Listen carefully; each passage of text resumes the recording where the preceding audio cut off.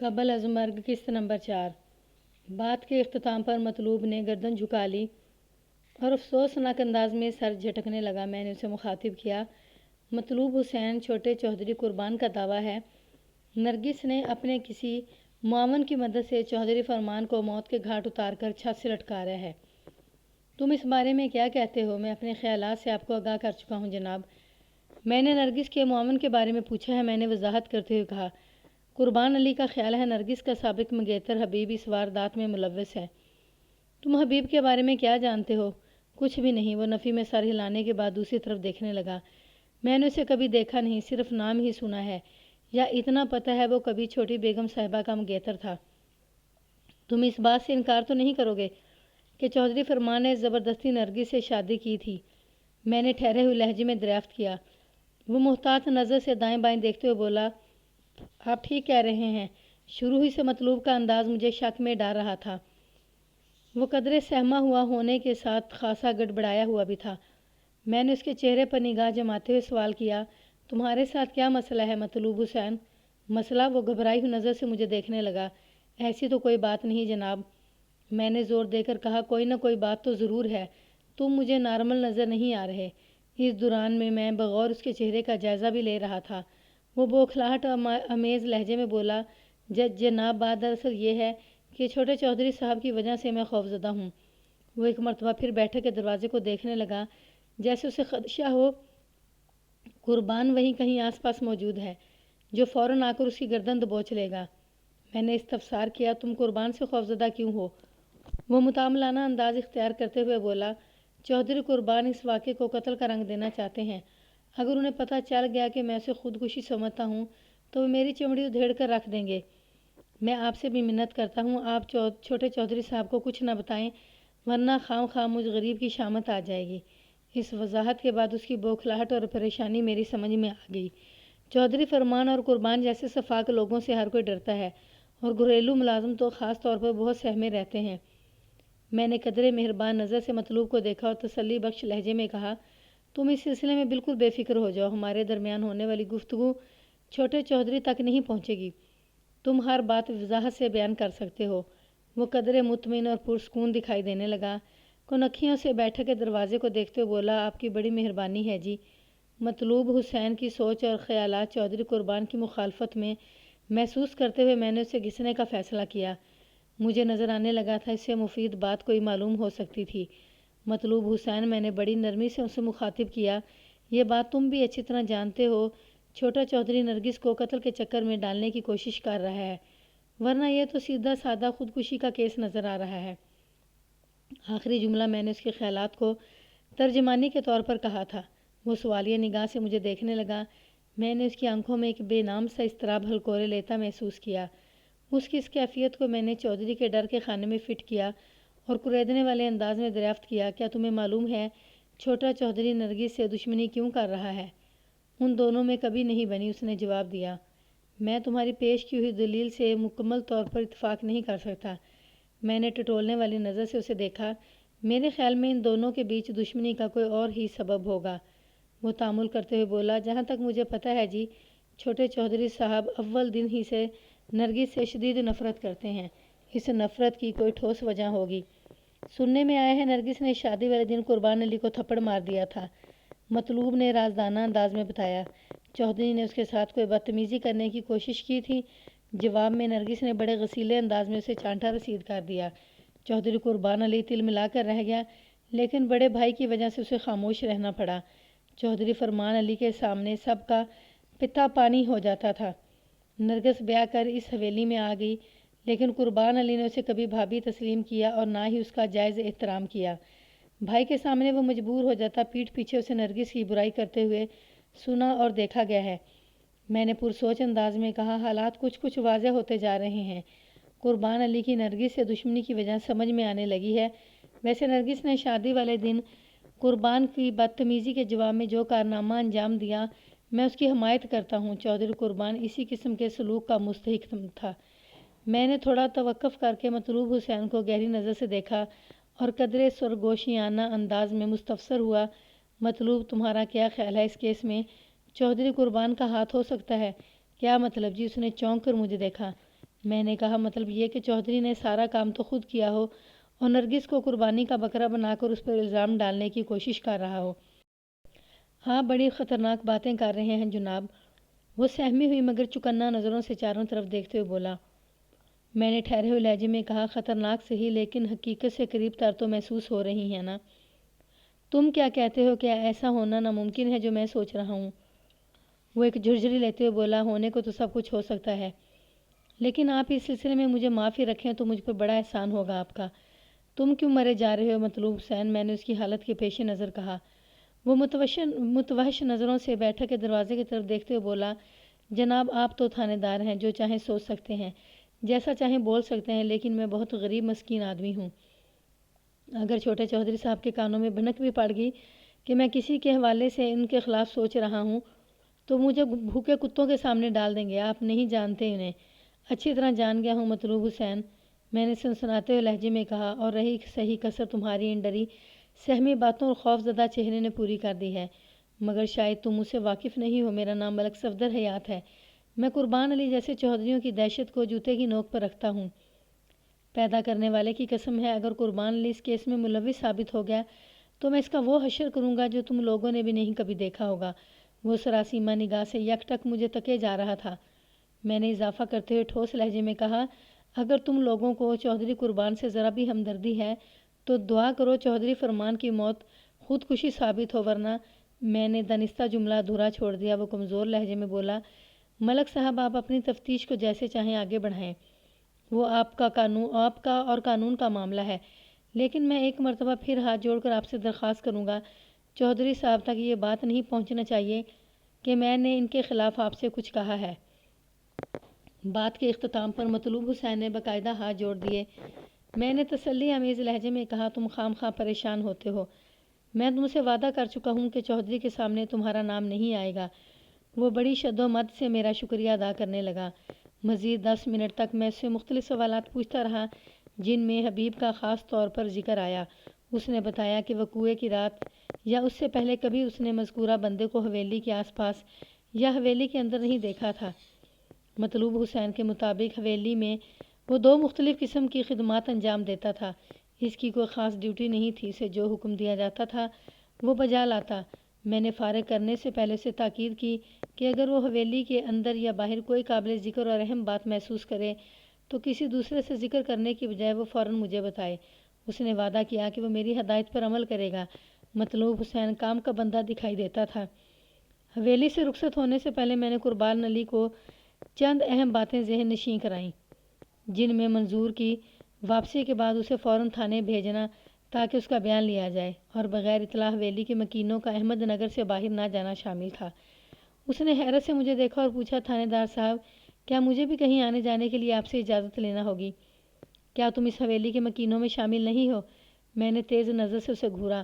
وہ جز بز ہوتے ہوئے بولا، میں تو یہاں کا مالک ہوں جناب، میں تمہاری ملکیت پر شک کر رہا ہوں اور نہ ہی اسے چھیننے کا کوئی ارادہ ہے۔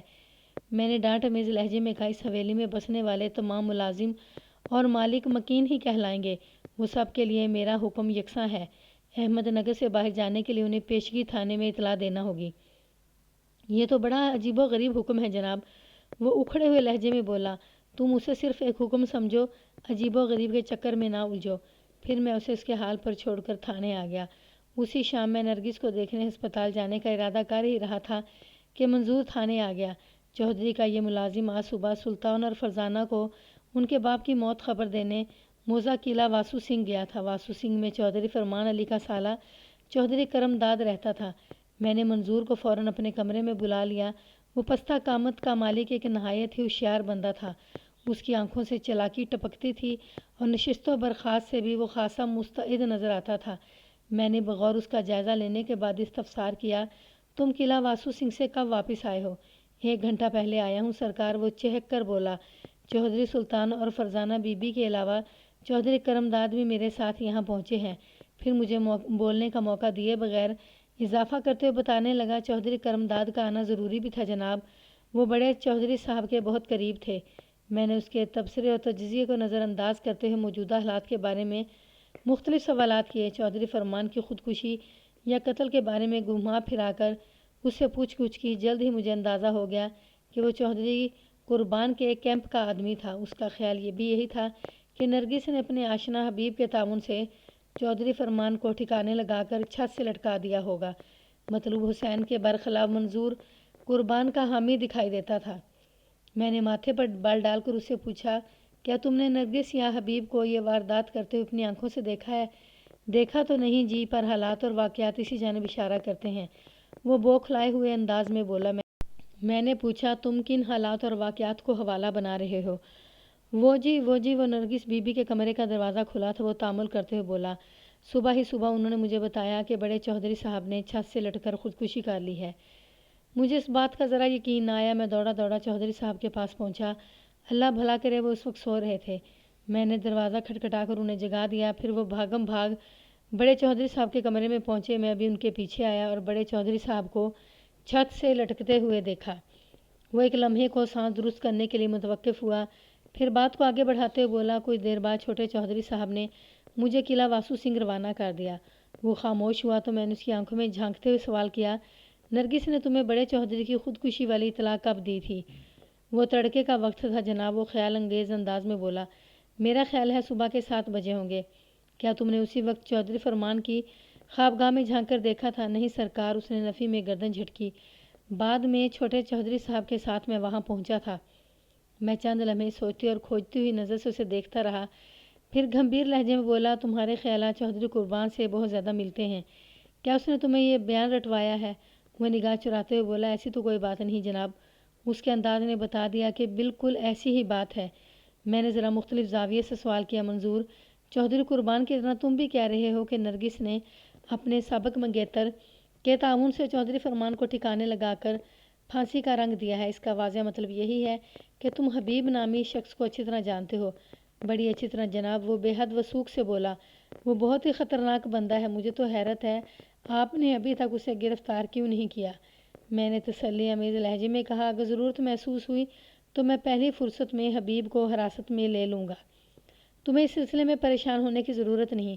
پھر میں نے قدرے سخت لہجے میں کہا، تم مجھے یہ بتاؤ کہ حبیب میں تم نے کون سی خطرناکی دیکھی ہے؟ جناب، وہ ہر وقت بڑے چودھری صاحب کے خلاف باتیں کرتے رہتا تھا، منظور نے رازدانہ انداز میں بتایا۔ اس کا کہنا تھا اسے جب بھی موقع ملا وہ چودھری صاحب کو چھوڑے گا نہیں۔ انہوں نے اس کے منگیتر کو ہتھیا کر اچھا نہیں کیا، وہ اس ظلم کا انتقام ضرور لے گا۔ میں نے دلچسپی لیتے ہوئے دریافت کیا، کیا حبیب نے یہ بات تم سے کہی تھی؟ براہ راست مجھ سے تو نہیں کہی، لیکن مجھ تک پہنچ گئی ضرور، وہ میں نے خیز انداز اختیار کرتے ہوئے بولا۔ میں احمد نگر میں رہتا ہوں، لیکن آلے دوالے تمام علاقوں کی خبر مجھے رہتی ہے۔ پھر تم تو بہت پہنچے ہوئے بھائی، میں نے نیم مزاحیہ انداز میں کہا، بلکہ تمہیں چلتا پرزا کہا جائے تو زیادہ بہتر ہوگا۔ وہ ایک تھانے دار کی زبان سے اپنی تعریف سن کر خوش ہو گیا، سینہ پھلاتے ہوئے بولا، کیا کریں جی، چودھری کی ملازمت کوئی آسان کام نہیں، ہر وقت چوکس رہنا پڑتا ہے۔ یہ تو تم بالکل ٹھیک کہہ رہے ہو، میں نے تائید کی، پھر کہا، میں نے آج حویلی میں تمہارے ساتھی مطلوب کا بھی بیان لیا ہے، وہ بندہ تو مجھے بڑا پھسپھسا سا لگا ہے، تمہارے مقابلے میں تو وہ کچھ بھی نہیں ہے۔ مسابقت والی بات میں نے منظور میں ہوا بھرنے کے لیے کہی تھی۔ وہ میرے چکر میں آگے جلدی سے فخریہ لہجے میں بولا، تھانے دار صاحب، جس طرح ہاتھ کی تمام انگلیاں ایک جیسی نہیں ہوتی، بالکل اسی طرح ایک مخدوم کے تمام خادم بھی یکساں نہیں ہوتے۔ اس کا انداز اچانک فلسفیانہ ہو گیا۔ میں نے اسے اصل موضوع کی طرف لاتے سوال کیا، منظور میری معلومات کے مطابق حبیب موضع مراد پور کا رہنے والا ہے، نرگس کا میکہ بھی وہی ہے، کیا تم نے کبھی اسے موضع احمد نگر میں بھی دیکھا ہے، خاص طور پر نرگس کی شادی کے بعد؟ یہ سوال میں نے منظور کو چیک کرنے کے لیے کیا تھا۔ چودھری فرمان علی کی پہلی بیوی رشیدہ بیگم، نرگس اور مطلوب حسین کی زبانی مجھے معلوم ہو چکا تھا کہ نرگس کی شادی کے بعد حبیب نے کبھی احمد نگر کا رخ نہیں کیا تھا۔ اگر منظور مکمل طور پر چودھری قربان کے اشاروں پر ناچ رہا تھا تو پھر اس کا جواب اثبات میں آنا چاہیے تھا۔ اس نے میرے خیال کی تصدیق کر دی، جناب، میں نے پچھلے 1 سال میں کم از کم 10 مرتبہ حبیب کو احمد نگر میں مختلف جگہوں پر دیکھا ہے۔ وہ تقین سے بولا، ابھی کل رات بھی وہ مجھے حویلی کے نزدیک نظر آیا تھا۔ میں چونک اٹھا، کیا اس سے تمہاری بات ہوئی تھی؟ اس نے نفی میں گردن ہلائی۔ میں کمین لوگوں کو منہ نہیں لگاتا۔ مجھے اس کے تبصرے پر بہت غصہ آیا۔ وہ خود چودھریوں کا ایک ادنا سا نوکر تھا اور بات بہت بلند کر رہا تھا۔ میں نے اپنی خفگی کو اس پر ظاہر نہیں ہونے دی اور رازداری سے پوچھا، تم نے یہ بات کسی اور کو بتائی ہے؟ صرف چھوٹے چودھری صاحب کو اس نے جواب دیا۔ مجھے یقین ہو گیا منظور سرتا پا چودھری قربان علی کے ہاتھوں کا کھلونا تھا، اس کی انگلیوں کے اشاروں پر ناچنے والا ایک معمولی کٹ پتلا۔ میں نے اس پر ظاہر نہیں ہونے دیا کہ میں اس کی حقیقت کو پہنچ چکا ہوں۔ اسے خوش فہمی میں مبتلا رکھنے کی خاطر میں نے کہا، یہ تم نے بہت اچھا کیا منظور، قربان کے علاوہ اور کسی سے اس کا ذکر نہ کرنا۔ پھر میں نے سوچے سمجھے منصوبے کے تحت پوچھا، یہ بندہ حبیب واقعی بہت خطرناک لگ رہا ہے، میں پہلی فرصت میں اس کی خبر لوں گا۔ مجھے شک ہو رہا ہے کہ چودھری فرمان والے واقعے میں اسی کا ہاتھ ضرور ہوگا۔ میری یہ بات سن کر منظور کے چہرے پر آسودگی کے تاثرات ابھر آئے، گویا وہ میری چال کامیاب ہوگی۔ میں نے یہی ظاہر کرنے کی کوشش کی تھی کہ میں بھی انہی کے انداز میں سوچ رہا ہوں۔ یہ اس لیے بھی ضروری تھا کہ اگر چودھری قربان یا منظور دونوں کسی بھی حوالے سے فرمان علی کی موت کا سبب ہوتے تو میری جانب سے محتاط نہ ہوتے۔ میں انہیں ذرا سا بھی شک نہ ہوتا کہ میں اس کے بارے میں کس انداز میں سوچ رہا ہوں۔ اس بات میں کسی شک و شبے کی گنجائش نہیں تھی کہ یہاں سے جانے کے بعد وہ چودھری قربان کو میرے خیالات سے ضرور آگاہ کرتا۔ قربان علی نے اسے تنہا تھانے بھیج کر اس بات کو اور پروثوق بنا دیا تھا کہ وہ منظور پر پورا بھروسہ کرتا تھا۔ تھوڑی دیر بعد میں نے منظور کو رخصت کر دیا، وہ خاصا مطمئن ہو گیا تھا۔ جب میں سرکاری ہسپتال کی طرف جا رہا تھا تو میرا ذہن مختلف اور متضاد خیالاتی عماد گاہ بنا ہوا تھا۔ میں نے جائے وقوع کا تنقیدی جائزہ لیا اور ایک بات ابھی تک میرے ذہن میں کھٹک رہی تھی۔ چوبی وزنی میز جس طرح پہلو کے بل الٹی پڑی تھی وہ قابل غور نقطہ تھا۔ لگ بھگ 20 سر وزنی میز کو پاؤں کے دہانے سے کھسکایا تو جا سکتا تھا، لیکن ٹھوکر مار کر پہلو کے بل الٹانا ایک ناممکن عمل تھا، اور وہ بھی اس پر کھڑے خودکشی کے لیے تیار شخص کے لیے۔ وہ اپنی عمر کی 65 بہاریں دیکھ چکا تھا۔ میں نے چودھری فرمان علی کی لاش کا بھی معائنہ کیا تھا۔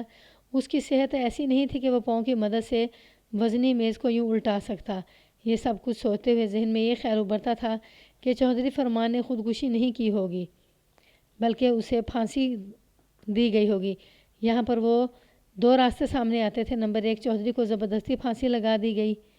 نمبر 2، اسے پہلے بے بس یا بے ہوش یا بے جان کیا گیا ہو، اس کے بعد چھت سے لٹکا دیا ہو تاکہ ایسا نظر آئے جیسے اس نے گردن میں پھندا ڈال کر خودکشی کی ہو۔